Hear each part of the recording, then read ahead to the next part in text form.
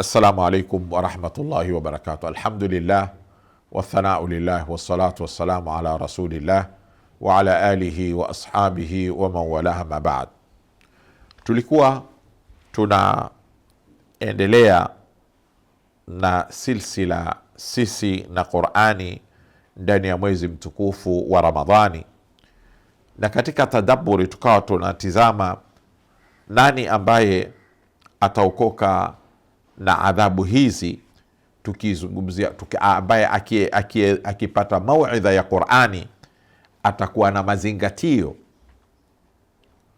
Tukasoma katika surati Qaf kwamba Mwenyezi Mungu Subhanahu wa Ta'ala anatueleza fadhakkir bilqurani man yakhafu wa'id, edhea kwa kutumia Qur'ani, aya za Qur'ani, lakini umpe mauidha nani? Man yakhafu wa'id, yule ambaye aogopa adhabu ya Mwenyezi Mungu Subhanahu wa Ta'ala.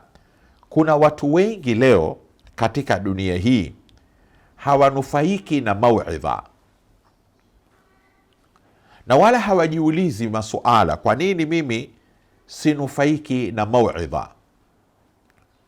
Ni kwa sababu wao wako mbali na Mwenyezi Mungu Subhanahu wa Ta'ala na wala hawana shuur, hisia za kumwogopa Mwenyezi Mungu Subhanahu wa Ta'ala. Kwa hivyo wahitaji kuangalia namna gani zile nafsi zao wataweza kuzibadilisha kwa kukariri ayati za waid, aya ambazo zinataja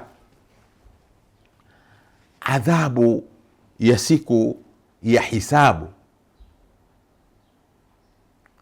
Yauma naqulu li jahannam, siku tutapoiambia moto wa Jahannam, halim talati wataqulu hal min mazid. Aya kama hizi yataka mtu ambaye anaona anakaswa, moyo wake umekuwa mgumu, haathiriki na maneno ya Mwenyezi Mungu Subhanahu wa Ta'ala, aende akazirudie aya hizi zenye kuonesha adhabu ya Mwenyezi Mungu na ilivyokali, na vile viumbe vitakavyokuwa vinasema. Moto hapa unasema, unauliza hali mtalat, umejaa, hakuna tena nafasi. Useme hal min mazid, je kuna ziada?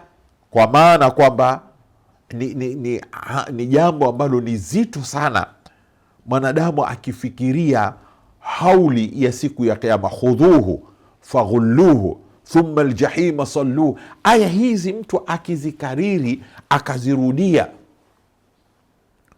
mwanadamu ataposema ya laitani lam uta kitabia, laiti singepewa kitabu changu. Ala, leo hutaki kujua hisabu yako, umefanya matendo. Siku gani mwanadamu katika dunia inapofika mwisho wa mwezi akasema kwamba sitaki kujua hisabu yangu mwisho wa mwezi leo, lakini sitaki kujua hisabu yangu? Bali siku ya mwisho wa mwezi inapofikia ana furaha kwamba leo itakuja message ya kuonesha kwamba hisabu yake ishaingia kwenye akaunti yake. Lakini siku ya hisabu hiyo mzito atasema ya laitani lam uta kitabia. Sasa jitie katika taswira kwamba wewe umepewa kitabu chako na umepewa kitabu kwa mkono wa kushoto, kisha ukaona yale yaliyoko ndani ya kile kitabu. Unapokisoma ukawa wasema mali hadha alkitab, kinani kitabu hiki? Hakikuacha kitu chochote, yani mambo yote yale uliyofanya yapo na yamesajiliwa kwa uzuri kabisa.